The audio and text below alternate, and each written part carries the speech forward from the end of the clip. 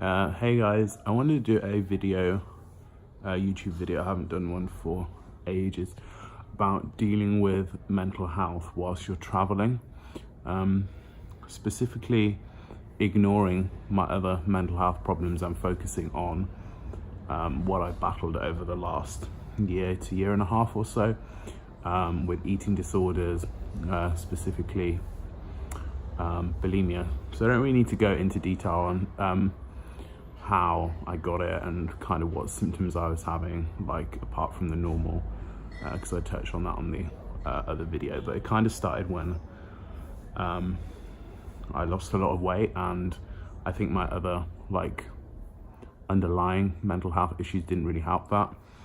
And as Mental Health Awareness Month in October, almost 2 months ago to the day, and it was my birthday and whatnot, and I was also traveling, and I didn't really get the chance or time on my own to make a video. So I wanted to make this video, not just for awareness, but to sort of let you guys know how I've like moved on and how I've managed to deal with things, and so forth. So I think I kind of, going back 12 months, like I was not in a good position with it. Like my weight was really, really low.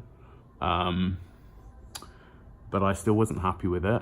And since then, I think my traveling has helped a lot. And maybe you can say I've traveled almost too much, because I've been away more or less constantly since the Easter holidays, with having to take time off from my career and stuff.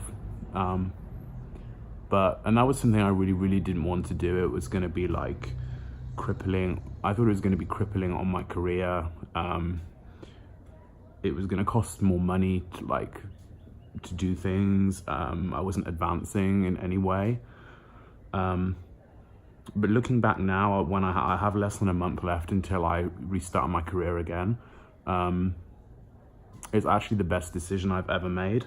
So during that time, I decided to travel. I didn't really do much career-wise. I needed a massive break, and it was making things worse. And I've been like everywhere: South Africa, Central America, South America, Asia, Europe, like pretty much I think I've ticked like 30 countries off my list this year.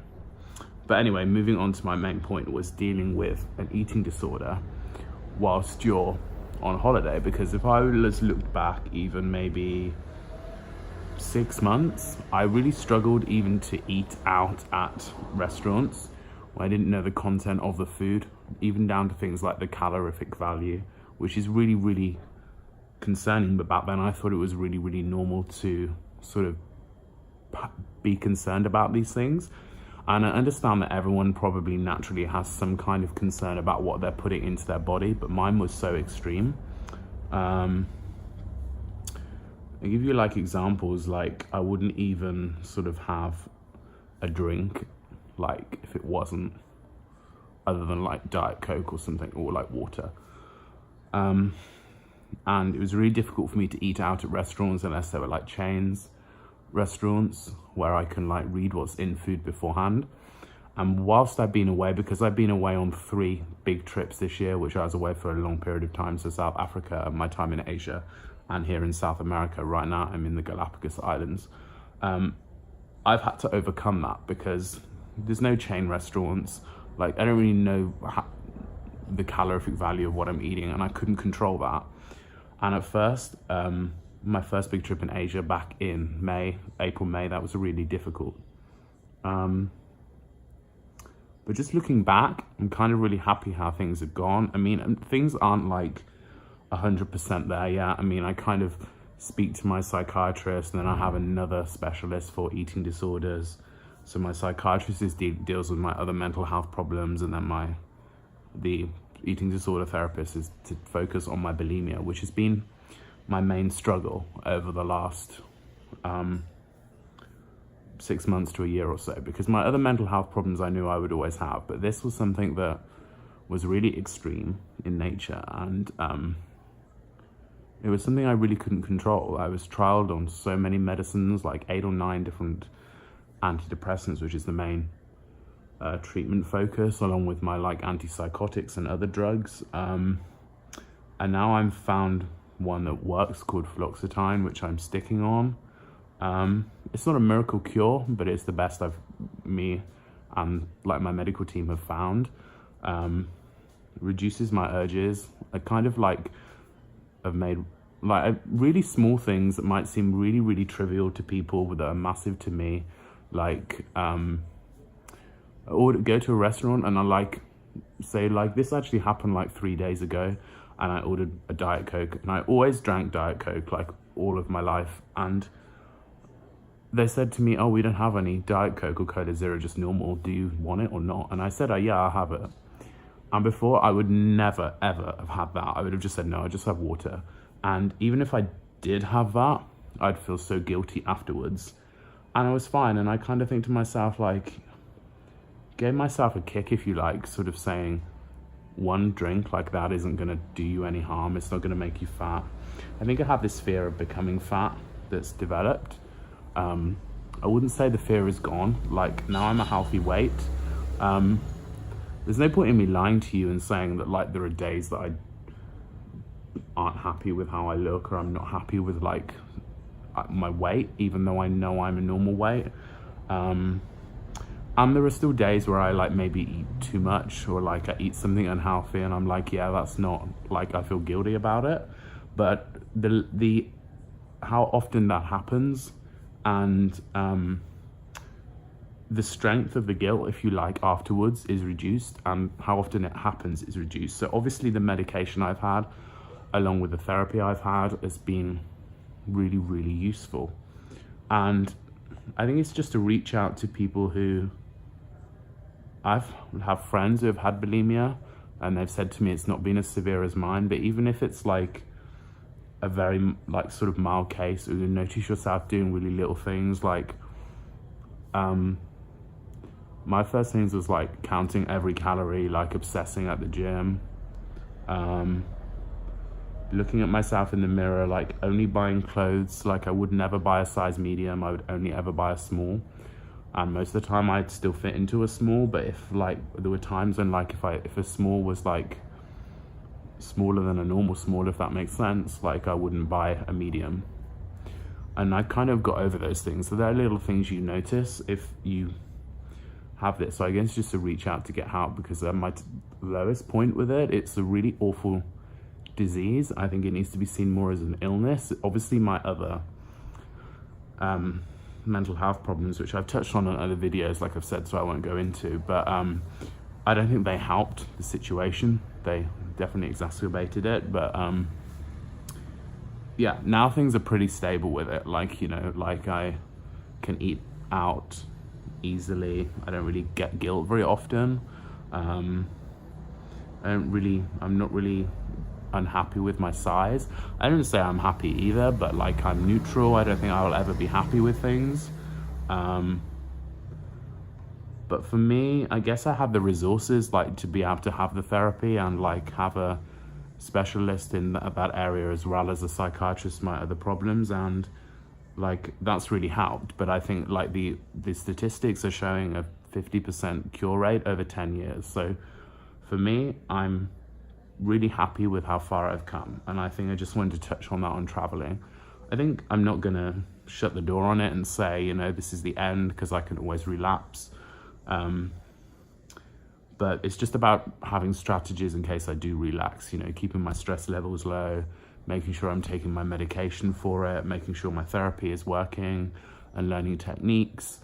Not doing anything too extremes. I'm still doing things like, although I can eat at restaurants, I have to only eat small amounts very regularly. But things have got a hell of a lot better, like, you know, with my friends, like alcohol even, like I didn't drink alcohol for, I think 14, 15 months, not even Christmas Day, my birthday, because I was just so scared of like the calories in it, which is awful, a stupid thing. And I'm not advocating like excessive drinking, of course, but it was just ruining my life at that point. And I think traveling has really opened up this perspective that there's more to life than worrying about this.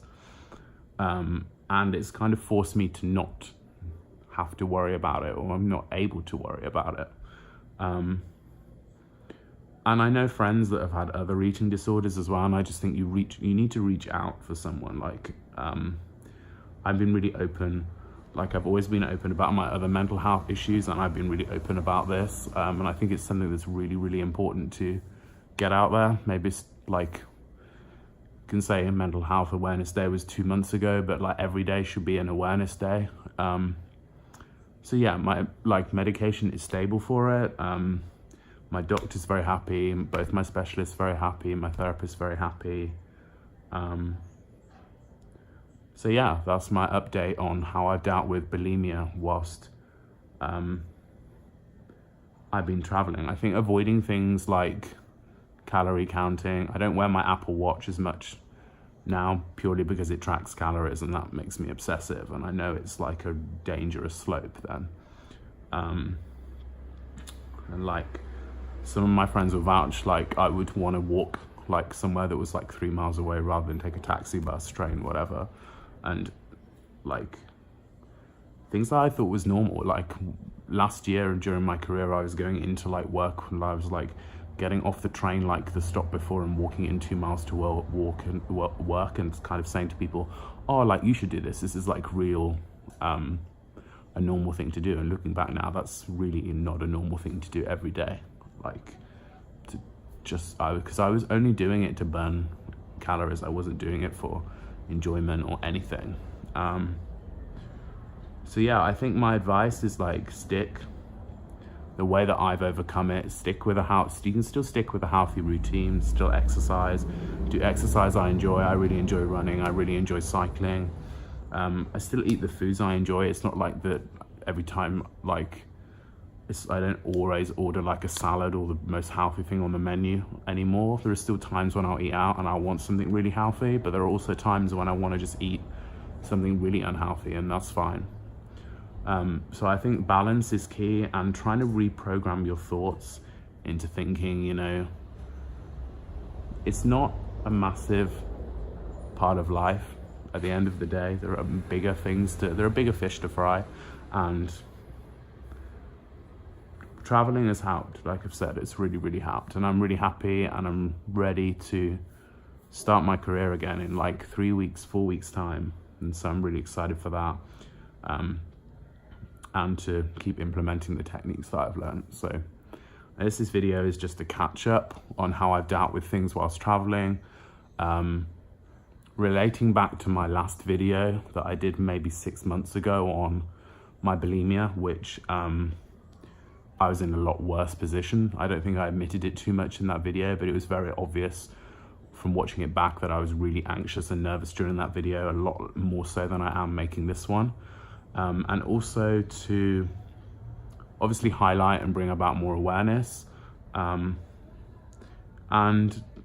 how it's related to my other mental health conditions, which I can never cure, but I think like are very stable at the moment, along with my bulimia. So I'm really happy with that. So that was just a catch up. Hope everyone is good.